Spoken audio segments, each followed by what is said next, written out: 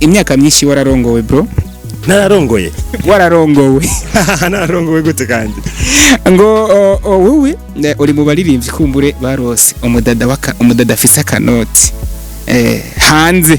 sinzi ko ari umuzungu ko ari umuzungukazi. Wararongowe urapotera imyaka myinshi cyane tutakubona mu gihugu ndetse n'abarundi waranabanyoteje kubaha akaririmbo gashasha kumwe wabikora ngo haturi hari abandi. Yes, jambere cyacha nashaka kubwira yuko nta mugabo arongorwa utagira ubugabo. Ako twebwe twari nuko ko bari bakumbuye Sadi Brazza arahari ni muremure ni na muto kubari bamukumbuye haguruka gato kugira ngo vyukuri bibonere cya gikundiro cy'abantu umwe mwari mukumbuye kenshi n'uyu wa muhenzi w'umurava we wahenze ukeza komeza hinga imitima ya rubanda hinga uko kuri mu bantu ino si yarahindutse yameza menyo yameza yera Nelly promoter. Ugiye kuririmba umuziki wa gute utandukanye n'uwakora ke ngwino urabe ivyiza vy'iwacu ngwino urabe ivyiza vy'Uburundi mutima wa Afrika haya ibi byisi birahenda cyane umwana muto itonde wige uzoba karorokeza mu muryango uzovyara uheke ariko renze gukwa inka y'inyambo muvyeyi ukuze igihe cyawe cyaratakaye ntushoboye kuba warishimije mu butoya bwawe rondera umupfakazi nawe yabuze umugabo munganye ububabare n'imyaka mugubake mubahirize batoya bacu kugira ngo twubake umuryango ufise limite ufise aho utarenga.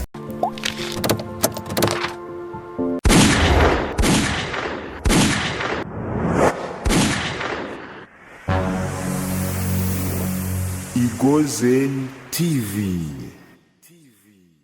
Umusatirizi iryo zina mwararinyise abanyise umusatirizi bose ndabakunda. Much respect kuri uwari we wese yanyise umusatirizi nanjye ndasatira nibyo ega ndasatira. Nuko turi mu gisagara ca Gitega muri ca kibanza nyene c'amateka aho twumvise ko Sadi Brazza umuririmbyi wa kera cyane ari ngaha nyene mu gisagara ca Gitega. Harabavuga ko Sadi Brazza ngo yarongowe. Ngo yarongowe hanze ngo ubu ngo bahanze ntakiba mu Burundi ariko twumvise amakuru nenda ikara telefone twumvise amakuru bavuga ko ari ngaha mu gisagara ca Gitega neza na neza ahanyene impande yaho turi rero nyimba tarasubira inyuma twashimye ko kumbure nyimba tuza kumuronka twamuganiriza tukamubaza amakuru y'imyaka myinshi ntitukimwumva mu muziki muramwibuka ngo aturi harabandi natwe tuhigendera nuko rero cameraman tuje kumuraba uwo mudi. Yes nuko reka tugende kugira ngo turabe ko tumutora ariko tutanyarutse bava dusanga yagiye. Reka tugende tubarabe kugira tubavugishe ni neza neza tumenye icyamuzanye aha mu gisagara ca Gitega. Cameraman ndake kumbona safi bro murameze neza mwanyoye ka yego abarasta bujye muranwa ka turanwa kayi neza cyane turetse akayi akandi kantu abarasta mufatanaga icyayi umuntu bijya abandi bose bafungura yego akanyama mugaheruka ryari bro urumva akanyama hari abahura batajya akanyama iyo kagukundiye urakajya kakwankiye naho kakanga bavuga ko abarasta mutajya inyama none mwe nyama muzijya gute kandi muri abarasta biravana urona uburasta ni kwisi yose bivana rero n'imico n'akaranga kaho uvuka nko mu Burundi ubwiye umuntu yuko utajya inyama cyangwa atijya kwa muganga uragwa cyangwa agenda yifungura uri umurasta urafungura yego uri umurasta nta dread ufise okay byose ni sawa ndarakara rasta nabaye umurasta arangwa n'iki bro turetse dread kindi kimuranga umurasta arangwa n'urukundo arangwa n'ukuri na cyane n'ubutungane n'urukundo cyane yego ushobora kuba umurasta ariko ugasanga gatabi ntakufata hari abarasta benshi badafata gatabi cameraman uri kurabibona neza ngo arabarasta ngo badafata gatabi nivyo yego ni benshi so batubwiye ko Sadi Brazza ari muri iki kibanza namwe kumbure ngira ngo muri mu barasta bamwakiriye ni by'ukuri Said Brazza bari muri iki kibanza canke baduhenze babibabwiye ntiyabahishije Said Brazza ari ngaha nyene mu kanya mushatse kumuramutsa murashobora kumubona nivyo cyane kandi natwebwe twari tumukumbuye urazi yuko nawe nyene asanzwe ari umurasta mwene wacu yego imbere yuko kumbure mu mumpamagarira ndakeka ko namwe muraba rasta kandi mukaba n'abaririmbyi kumbure imbere yuko mujya kumpamagarira Said Brazza ibutsa abariko baradukurikirana kumbure namwe ibikorwa byanyu twe dusanzwe dukora mu mugwi witwa Kiyago Reggae Music ushaka uraba kuri YouTube urahaye ariko n'indirimbo zacu yego hariho n'umuntu witwa manager Eric arakunda kutuba hafi nawe nyene ngira ngo turaza kumonana mu mwanya uri imbere yego izo ndirimbo zanyu ziri kuri YouTube zitwa gute ni nyinshi zitwa ku rugendo rumwe ibimenyetso by'ibihe ni nyinshi zirashika nko kuri 5 yego ko bukesi ko bwira yego turirimbire gato kujya muhora mubikora muri komora ari ukuntu mutambije dread ni ibimenyetso by'ibihe byari byarabaye i Sodoma byari byarabaye i Gomora byari byarabaye i Sodoma umunsi urashitse turirimbire hamwe twese tuduza amajwi twegereye mikro gato turirimbire hamwe twese indirimbo tuzi twegereye mikro kugira ngo tunezereze abafana canke abo bakunda kugira ngo mu mvo zo kwakira Said Brazza akaririmbo akunda kagenda gutya ngo tugende kurobingona ibona tugende kurobingona ibona beninde yorobingona ibona nigera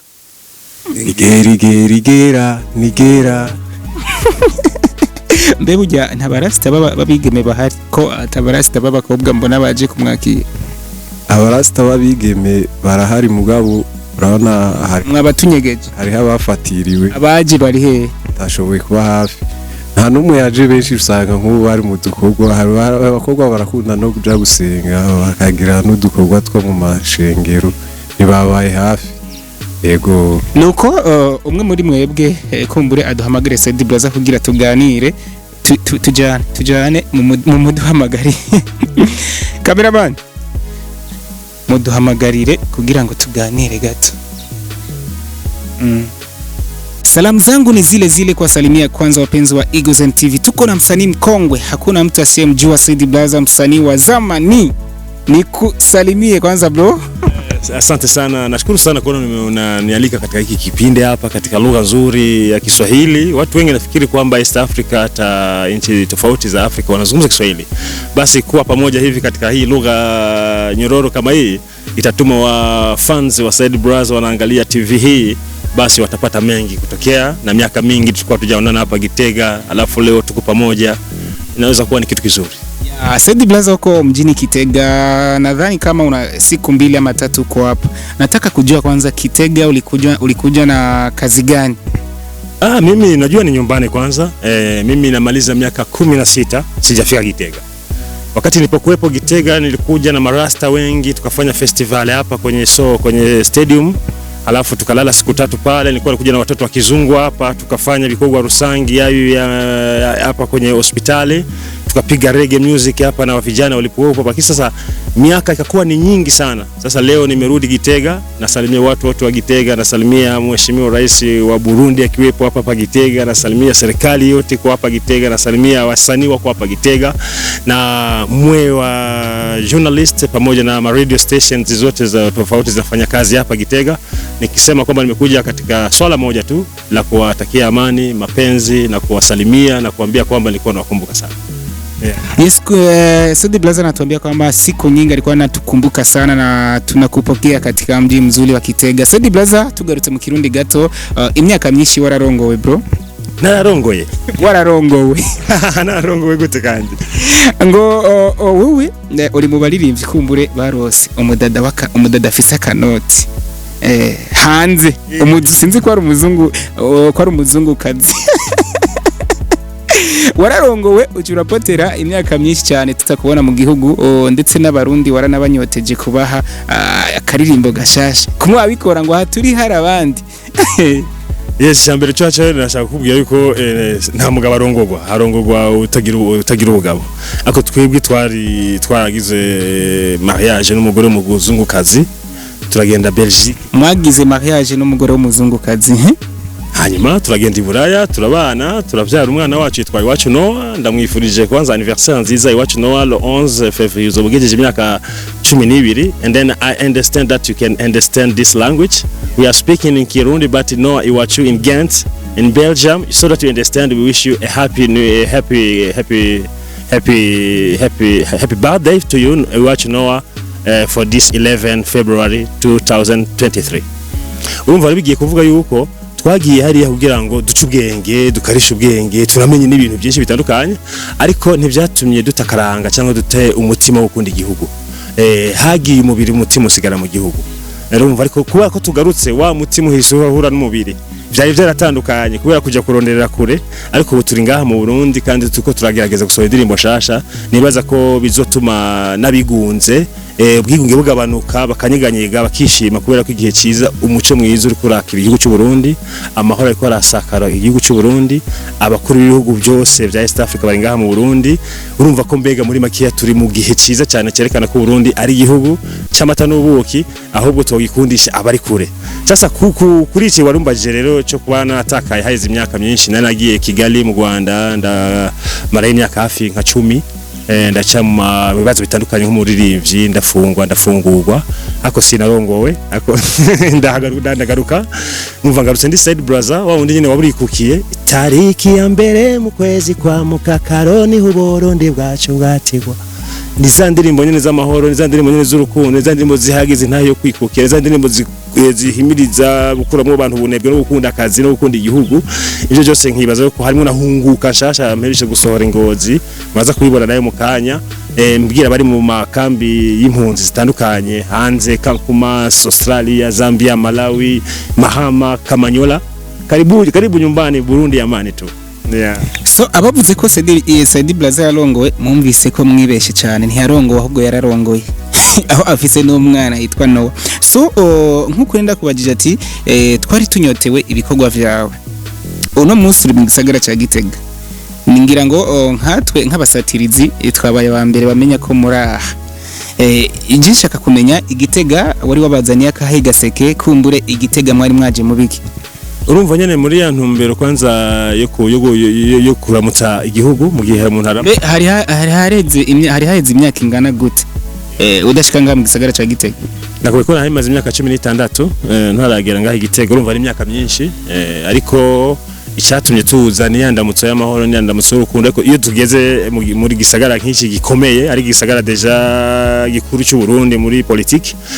twagombye kuririmba gatoya twagiye kuri Renox ba ndamushimira cyane Dino yatwakiriye n'umuririmbyi yitwa Limande batwakiriye ngaho twashe gucura kuririmba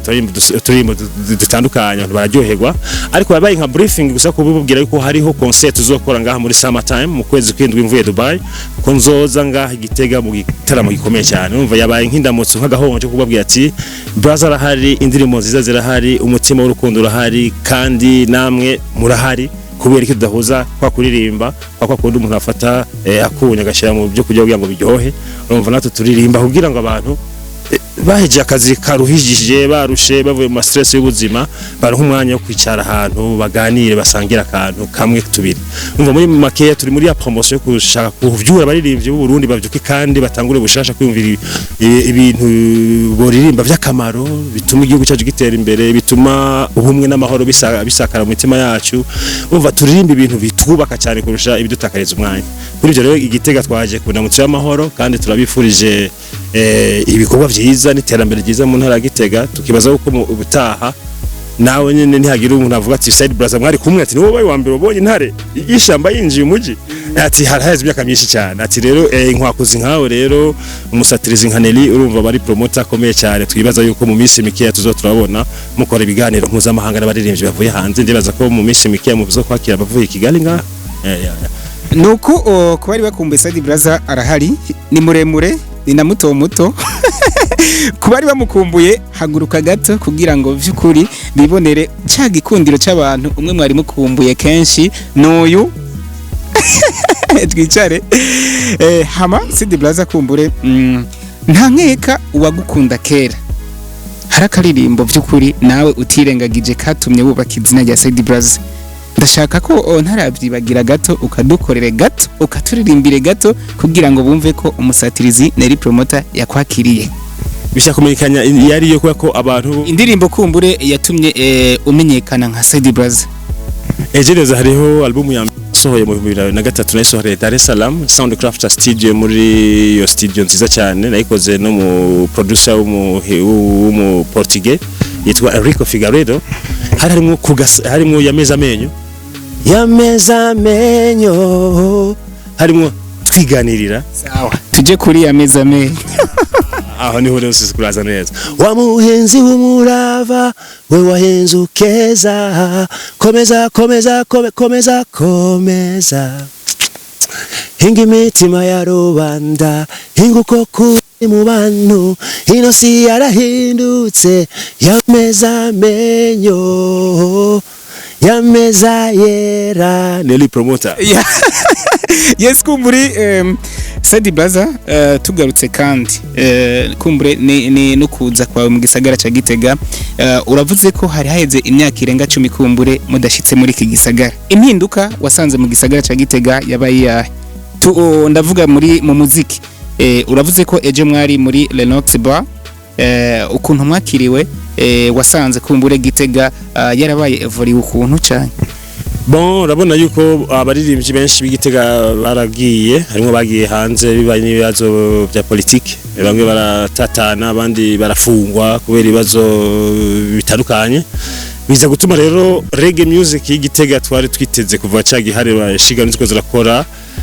Kiyago ni mbona n'ubu bakiri mu gikorwa aribo banyakiriye ndashimira Kiyago band harimo Arno ndashimira n'abandi barasta bose bashaka kujya kino munsi ngahe Gitega ariko icyo bashaka kubabwira nuko baranforce kandi capacité yabo muri composition bagakompoza indirimbo nziza cyane muririmbyi akitandukanya na politike kugira ngo ntahave yasanga harimo abo aririmbira n'abadashobora kuririmbira ahubwo tube abaririmbyi baririmbira bameze nk'umuco ucanira bose turirimbira abanyagihugu bose turirimbira Burundi bwose turirimbire amoko yose turirimbira imitumba yose kugira ngo duhumurize n'imitima y'abari kure yacu nabo bumve ku Burundi n'amahoro kuri ivyo muri façon musicale turetse jo naririmbye muri Lenox ndashimira cyane Dino ari wanyakiri harya ibakogwa ariko ndibaza yuko igisagara ca Gitega cararahindutse deja hari amazu na movement y'abantu kumwe ntameze ama taxi voiture urabona ko ni gisagara bitandukanye uko cyari kimeze kera ndashimira na leta y'u Burundi yiyumvire ko Gitega yoba umugwa mukuru nkuko wamye ari umugwa mukuru umva ngaha naje kumizi wacu bwami ndiko ndabona ntare ushatse cyabona nta ndiko ndabona mwezi gisabo ndiko ndabona abamutagambikije bakurambere bacu babami bavukiye ngaha nyene bagashigwa ngaha bamaze gukora ibikorwa bikomeye cyane natwe turacari mu kirenge mu cyabo rero tubananya dukora twubaka igihugu twubaka imitima twubaka twubaka art nziza kuko après notre vie bazozo baribuka ati Brazza yarabayeho ati Kidume yarabayeho Jean Christophe Batarabaye abo baririmbyi rero bakora ibikorwa byiza ibyo bizotuma n'ibikorwa byabo bija muri generation future kuri ivyo vraiment félicitations cyane ku mujyi wa Gitega warabaye capital nuko mwebwe mwanditse izina tutaraja muri generation ya WhatsApp canke generation ya YouTube ariko muri abantu kumbure indirimbo zanyu za trendinga cyane zamenyekana cyane tukabona muri bibiheho umuririmbyi ashobora gukora hit song ikamara indwi imwe gusa wowe nk'umuririmbyi wa kera ndareka kwita mu legend kuko urabimerita ubona umuziki wubu ubuziki kugira ngo umuziki dushobore kumva akanovera mu mwaka umwe mu myaka 2 canke 3 canke 4 urabona ibintu byarahindutse cyane twe twaririmba kuri cassette indirimbo twashaka kuri cassette tukazikora ama multiplication tukarondera kumwe tuzigurisha haravamwe ama cassette barata hazama ama CD amasede ugashira ku indirimbo ukagenda uyicuruza ku muntu, amasede aravaho, haza utuntu tu MP3 dutoya, haza utuntu tu memory card, haza utuntu tu flash, haza utuntu hagera naho indirimbo rero atana hamwe ugomba kuyitwara aho guyishira muri telefone umuntu wese akayiraba ashaki. Urumva rero ibyo byose byatumye development uwo muvuduko wa technology muri music yatumye havaho za tourne disque za 48 pistes za kera, wasanga umuntu afise tourne disque nini yariko amafoto yiwe meza bamwerekana uburyo ariko aririmba, ariko unya nta music iraguruka, urawukora ukacuguruka. Iyo ugurutse rero akagurutse gatwagwa n'umuyaga, harimo bavyungukiramwo n'ababihomberamwo. Ariko twebwe muri generation yacu twebwe twakuriyemwo musique, umuntu yaza kukuraba bako gukunda akishura amahera akakubona gucyo. Ariko ubunya aho bigeze ubona ko musique kubera ko industrialisation musicale yaciye yihuta muri ico kintu wakura avuga uko byari bimeze kera, ndakuretse etape kuva kuri cassette ugeze no munsi aho tugeze kuri YouTube, aho abantu benshi bavuga ati indirimbo ntayishize kuri YouTube sinzo kunguka, ukazurindira ama view emilio kugira ngo bazoguhe n'igiceri cya 5, bamwe bakavyungukiramwe abandi ntibabironkeremo, kubera ko indirimbo abantu bashaka kubona sizo twebwe turirimba. Twe dushaka kuririmba ibintu birama, dushaka kuririmba ibintu vyubake, dushaka kuririmba akaranga kiwacu ni kazima. Nimba imigani yarazimye kubera telefone, nimba ibicuba bitakivugwa, nimba inanga itakivuzwa, nimba ikembe itakizwi, two turahomba kakaranga kabasoko. Hazogera igihe cyasa dusanga tarakime tugisigaranye, tuzatwereka umwana ifoto ati yitwa inanga, kandi inanga biva mu giti kubera ko twaciye ibiti byose tukakora ama etage. Umva gushimangira kakaranga kashu ni ikintu babandi bashaka gusenya isi bariko baragerageza gushaka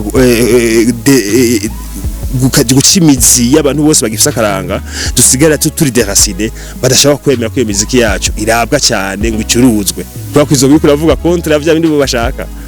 guca ibiti bubaka ama etage, bo bashaka ko abantu basambana basangiye ibitsina, bo bashaka yuko indirimbo turirimba ziba zimwe abakobwa bambaye ubusa. Kandi twiri mu karanga, turi n'abayisilamu, turi mu karanga kacu twigishijwe mu karanga k'idini yacu, bizashaka kwambika umukobwa ubusa mu ndirimbo iza kurabwa n'abana n'umuvyeyi bicaranye muri salon. Umva rero harimo ibintu byinshi byagiye bitandukana, ariko ntibitubuza ko twubandanya gukora, tubana turirimba ya mahoro n'urukundo, uko byo bizokuba bikenewe. Turirimbe cya gihugu cyacu sokuru yaturaze, kuko cyo tuzokiragira abatuvuka ko, hanyuma abo basigaye bazuza baraganye kuri aya mahera yabo menshi bakiri, ariko bitarama. Ariko twebwe nk'ubu nasoye burikukiye, aho nciye hose bakagumambwira ati Brazza vraiment kubona burikukiye indirimbo yawe ariyo igikora igikorwa cy'itariki ya mbere mu kakaro twese dukunda, ati Imana yaraguhezagiye warakoze cyane. Umva agashimwe mfise karuta ya mahera wo mpaye no munsi, hanyuma indirimbo yanje ko uyishira muri poubelle. Ariko yufuma yumvikana imyaka yose bakuva ikindi mu mutima warukundo mfise rugashika ku bandi, kurusha yuko nahembwa byinshi nkatakaza akaranga, nkatakaza umuco, kandi nkaba nitiranje n'Imana ndemye ko ku munsi w'imperuka ya mashusho twafashe ku isi Imana yatuzaniye yatwereka. Niyo mpamvu twakora ibintu byiza. Yes, ubu waririmba kera, ariko ubu umuziki ugezweho no muziki kumbure usanga abajene bakunda ngo inzoga ni baby canke ibisusu. Wowe nawe kumbure ubu ugiye kuririmba umuziki wa gute utandukanye n'uwakora kera? Ngwino urabe ibyiza by'iwacu, ngwino urabe ibyiza by'Uburundi, mutima wa Afrika haya. Kubwiwawe ibisusu canke ingidi ibyo ntibyo wigera uririmba? Wajende umuntu mukuru, urabona agende umuntu mukurambere sinajya muri ibyo no kuri sinabishobora. Su kumwe namara bikora nyene, ndashaka umpanurire babatama canka abapapa bavuga ngo no kwisazura bakatwononera abana babigeme bakiri bato, ngo ujya ariko arakubona cyari kararaba iki kiganiro mu mpanurire. Ego uriya mwana yahenzwe n'ibiguruka akakunda n'umuntu amurusha imyaka, aba yataye inzira, ariko yatakajwe inzira n'umukuru, kuko burya umwana ntashobora gutakaza inzira, ntashobora kwitakaza inzira mu gihe atayiritswe inzira n'umuvyeyi. Nase umuvyeyi nyene wa wundi ari kumura akamwereka inzira nziza, bari wamuyovya akamucisha mu zindi nzira zituma atumuco atakaranga, ntagororwe mu rugo, agakunda inzoga cyane kurusha igikorwa, agakunda kwiraba mu kiyo cyane kurusha gukoresha amaboko, agakunda kwirirwa na telefone mu ntoke kurusha kumesa impuzu yambara. Ibyo byose bica bituma amarangamutima yiwe ataburongaha, akunda ibyo abona cyane muri telefone kurusha uwabona mu maso. kandi bya bindi abona muri telefone ntabikora ko ngabizane. Kuri ivyo rero ibyisi birahenda cyane. Umwana muto itonde wige uzoba akaroro keza mu muryango, uzovyara uheke, ariko warenze gukwa inka y'inyambo. Muvyeyi ukuze igihe cyawe cyaratakaye, ntushoboye kuba warishimije mu butoya bwawe, rondera umupfakazi nawe yabuze umugabo, munganye ububabare n'imyaka, mugubake mubahirize batoya bacu kugira ngo twubake umuryango ufise limite, ufise aho utarenga. Nivya bindi biti miziro. Ibintu byaraziririzwa kera kuri basokuru ku buryo umuntu atapfa gusimbagurika uko ashaka. Ati ko kera aho bakubwira ko umukobwa yasimvye urwo bashaka kurugwa inyuma. Umva rero twaje kuzitura bituzibe no kuzibana n'inzira zazivye kugira ngo turabe ko hoba umuhoro mwiza wo tugeza kuri gwa rukundo rwiza twifuza, ya mahoro meza dukunda, ariko abana bacu n'imico kaba yacu nayo nticike. Akana kawe kigisha ingoma ukabona muhira, kigisha inanga, gacira umugani naho telefone wifise izimye ntacyo ntakiba. Telefone siyo waje kuraba, umuntu araza gukuraba muhira akakagumana telefone. Yes, kubabona umurasta nawe na Madrid bakamubonamwo urumogi n'ibindi biyarura mutwe abakajambo babwira nakahe amaturangitse ikiganiro. Ya abawa arimo babona umurasta kana n'umusuma ashaka kuba ari umuntu yiba akaba ari umuntu abesha akaba, ariko bakamwitirira n'ibyo byabwenge byinshi bitandukanye nk'ibintu babona bimwe babana bidufungira bitari byo, kuko burya anya icyaha cy'umuntu nica akoze umutima wiwe wakigambiriye, wagishize ku mutima ati ngiye kwiba kanaka, ariko umuntu agusanze uri kwanywa gatabika muhira nta cyaho bukoze, kuko wakaguze wagatekeye ukakanywa kubera ko gahari kandi n'icyatsi kimeza. Yabaza ko hazogera igihe mu bihugu bitandukanye bumva ko umurasta yanyoye itabi giwe ataba yakosheje, kuko n'umushinga ntaranywa agaheke akanywa ko kagwa kandi akabananya akazi kiwe neza. Kuri ivyo rero wibaza ko umurasta ari umuntu adafise program cyangwa atize cyangwa ari umuntu wo gutakaza igihe, baribesha cyane. Bamwe abarasta b'abavoka, bamwe abarasta b'aba intellectuel bakora mu mafsena, abarasta bakora ibikorwa bikomeye baba ministre muri Jamaica, abarasta nkato turirimba ibikorwa abantu bose bahurumbira kuko biva mu mutima wacu bisukuye bije kubaka umutima uri hafi yacu. Kuri ivyo rero nibaza yuko image nziza barasa twobasaba no kurimba amahoro, ukora inkoni abandanya akora inkoni, ukora ucapa n'abandanya capa. Abarasta bari muri art zitandukanye, ariko abarasta kandi nabo n'abantu bakunda karanga, tubashigikire, tubakunde, tubafashe mu byo bakora kugira ngo nabo biyumve ko ako karanga sokuru cyambara ntama yansigiye ubusaga kamusigira kwa atagwembe yarafise atani inshinge zari zihari zo gusuka. Uno munsi hakaca haza inzembe n'ibimashini byo kutumwa, je nkasubiza bwa busage bwa sokuru simba nkosheje, kuko nawe kera iyo tari kubufise ico. Reka tubashimire cyane Said Brazza. Yes man, Eneli urakoze cyane kuko turagana nk'umuryango nk'aho turi kumwe, ariko nashaka mukanya nkubwiye ko sinajeje nyene nagenzanye umushitsi witeka toya wacu ngaha anya Sipojizo, murimbye akomeye cyane avuje mu ntarangozi. Nkaba namusaba yuko nawe yo kwibwira bari kwatwumviriza, ababwira imigambi yiwe mike ikomeye tugiye gukora muri no minsi na Ikoso Band, hanyuma dutera imbere nk'umuzinga. Twifuza bari ibyo bose kuvyukirana bakana ibintu byiza, natwe dutera imbere nkuko n'unyonga ikinga abeshwaho no kurima kwiwe no korora kwiwe. Twese tubesheho n'icyo dukora, twubahirize sana akaranga n'imico kama y'Uburundi. Murakoze. Yes, nuko dukoresheje umunota umwe gusa, ramutsa abagukunda ubibwire unababwire n'ibikorwa vyawe aho boshobora kubitorera. Yes, nitwa Sipojizo. Yes, ndumuririmbyi, ndumwanditsi w'indirimbo. Yes, kuri YouTube ni Sipojizo, kuri Facebook ni Sipojizo, Instagram ni Sipojizo. Ni Simple na J na double E and Z na O. Yes, ibikorwa byanje barabibona aho byose kabisa. Yes. Asante sana.